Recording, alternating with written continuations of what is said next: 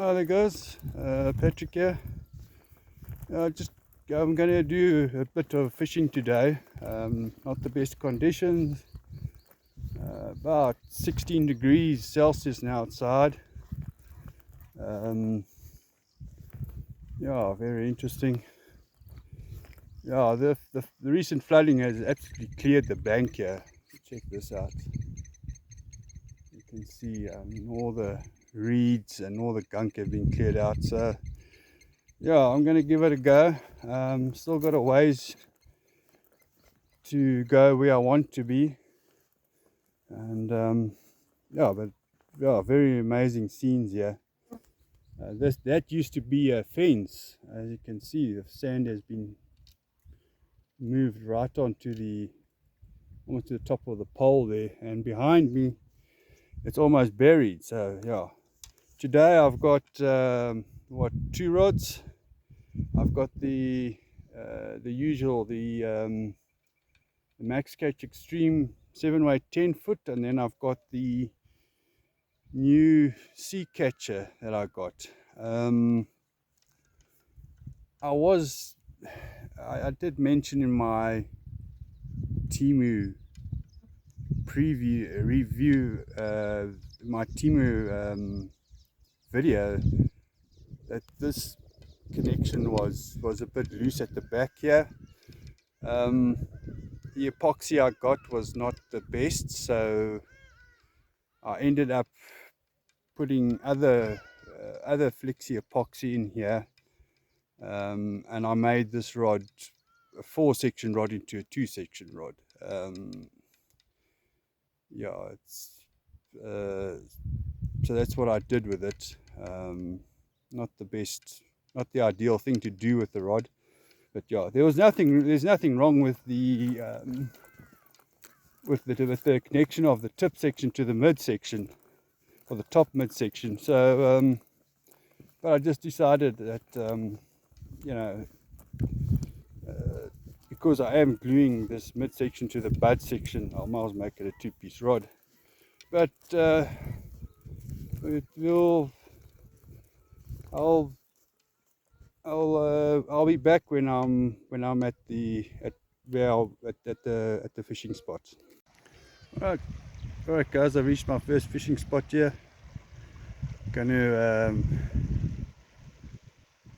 there where that tree is, you'll see that there's like a point there. I'll be going to that point. I'll be wading across here. Um, yeah, I've just taken off my hiking boots and put on some water shoes. So yeah, I'll get back to you guys when I catch a fish. Hi there, guys. Yeah, it's a whole lot later. It's past 11 here in South Africa, and yeah, I had an interesting fishing trip. I didn't catch many fish. The weather conditions were very good. Ended up going up to about 18 degrees eventually. But the water conditions were not that good. The river is quite high. I suspect that the water affairs are still generating electricity from Gerib and Van der Kloof, or they're releasing water from somewhere. But anyway, the water is very murky, about 3 foot of viz. Um, not the, not the normal water conditions. The water is cold, obviously, yeah, but there were fish around that I could see. Um, I'm not sure if they were all yellowfish. Also spooked some common carp in the shallows. Interestingly enough, I didn't see any grass carp, which I'm quite surprised. Um, but anyway, I did try. I did try, and I did present a fly or two to about 3 carp. They wanted to know nothing about it. Yeah, I would, although I must admit that all 3 carp were not exactly in feeding mode. but they were in the shadows and they were sort of cruising around a bit. So yeah, so I presented the flight to 3 cruiser common carp cruisers. Yeah, they were not interested in the flight. Then proceeded to try and catch smallmouth and largemouth yellowfish. Tried a whole lot of flies, different types of flies, streamers, nymphs, dragonflies in various different forms and colors and sizes. So I covered quite a bit of water. So that was interesting. I'd also saw a dead yellowfish. I don't know what the exact cause of death is, but it did have 4 red marks on it, about 3 or 4 red spots on the skin there. I didn't go and investigate further. I left the fish where it is, but as you can see in the photo, yeah, it was not in great condition. Yeah, it is a concern when you see something like this, when you see a smallmouth yellowfish did die like this. It makes you wonder how many largemouth yellowfish have died. So not exactly sure about the reason, but I do know that Orange River water of late, in fact the last, I would say 10 years or so, the water quality has not been that great. And even before 10 years ago, the Orange River had its fair share of pollution problems. Not just from the valve, but there's, in my opinion, also plenty of pollution in the Orange River itself. Um, Obviously not as high as the Vaal River, but it's there. The pollution is there in Orange River. So so the 2 rods I took out today were the Max Catch Extreme 7weight 10 foot and the new Seachaser 7weight 8 foot rod that I got from Timu. Now this rod had a problem when I received it, that there was a gap between the back of this ferrule and the blank of the rod. I originally intended to put silicone lube on the female side of the ferrule, and then on the male side I was going to put epoxy on there, and then um, and then make it like a more tight fit ferrule connection. However, the epoxy I got was um, a little too flexible in my liking. In fact, it was a type of epoxy that you use to fix up sails, and it's a very flexible sort of. I haven't got a sample here, but I mean it's a very, very flexible. If any of you have taken a piece of dried silicone, it's almost that sort of flexible. So I decided to use that flexi epoxy to make a more permanent connection. So I made this. So I glued this ferrule together onto the butt section, and being that I did that, I then went and glued the tip section to the other midsection of the rod. There was nothing wrong with this ferrule. It's just that it's now effectively a 2-piece rod, and yeah, I just felt that, you know, with me having to make a new sock and a new pipe and everything for the storage of the rod, I just I I just felt that I might as well convert this into a proper two-piece rod. Not the most ideal situation, but yeah, I'll certainly get myself another rod like this, so I can have a four-piece rod, so I can travel nicely with it. But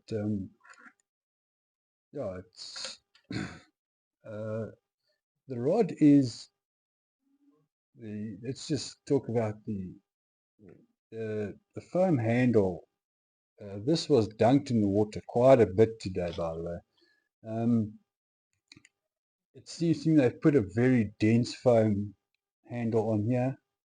I've tried squeezing it. I can't see any water coming out of it. And just, yeah, just squeeze it there. The other fly rod that I have, that I did own with a foam handle, the water used to, it was like almost, I don't know, it was almost like a foam like you get on those or cheapo tennis rackets, and it absolutely absorbed the water and it rotted away eventually. Eventually I made a new handle out of it, out of cork pieces and resin. And then I had somebody sand it off for me. That was way back in the late 90s. So anyway, but this seems to be a very good quality foam. Something about the reel seats. I was concerned that this plastic slash bakelite reel seat would not help, especially the reel seat and these two nuts. I had no problem with it. It kept the reel in place. Just one thing to bear in mind when buying these budget fly rods with these plastic bakelite type reel seats and rings and nuts. You can't cinch them down like you can do on a aluminium reel seat, for example. That's right there. Yeah. You can put a reasonable amount of force on, enough force on here, and the locking nut works just fine. It's actually absolutely. I had some concerns, but after casting it for about 2 hours of this fishing trip, I had no problem. Yeah. So the rod is considered by Temu website as medium fast. This is definitely on the faster side of medium fast. If I had to make a scale to say that medium action rod is, let's say, um, half, medium fast is, let's say, 3/4, and then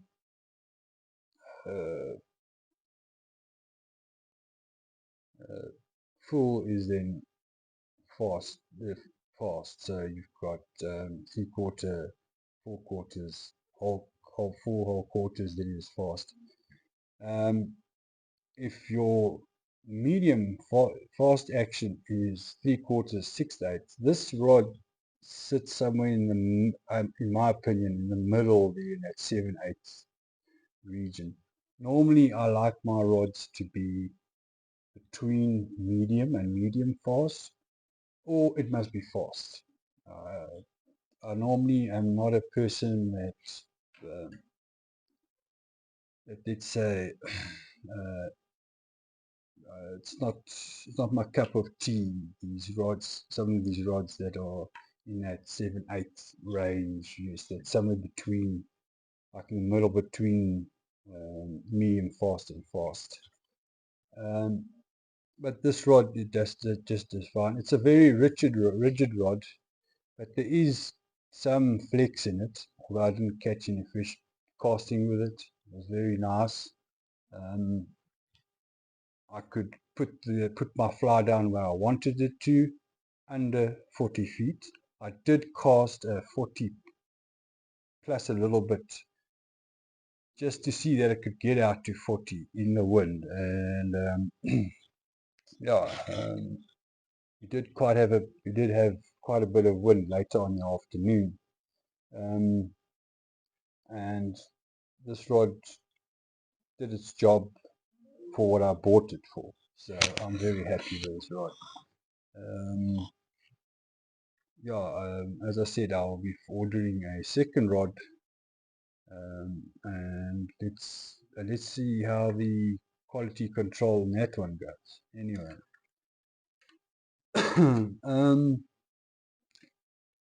yeah, so that is certainly very interesting fishing day, although I didn't catch any fish. There were fish.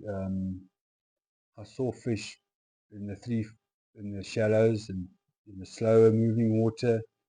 I wouldn't say they were all carp. Also spooked some carp. But there are definitely yellowfish there in a 3 foot of water let's say the bouldery, medium bouldery type of water, or gravel, coarse gravel sort of beds that are on the Orange River. And again, they weren't interested either, and as I said, I threw various types of flies. Went through dragonflies, various nymphs, threw quite a bit at them. Spent about 4.5 hours trying to catch a fish, but yeah, not a bite. Anyway, guys, yeah, that's it for now. Yeah, I don't think I'm not going to go fishing tomorrow. They're expecting the weather forecast. According to the weather forecast, if they get it right, you're going to have sporadic showers. That means barometrics up and down, not good for fishing. And you're already battling with water conditions, as I say. All right, chaps. All right, guys. Until next one.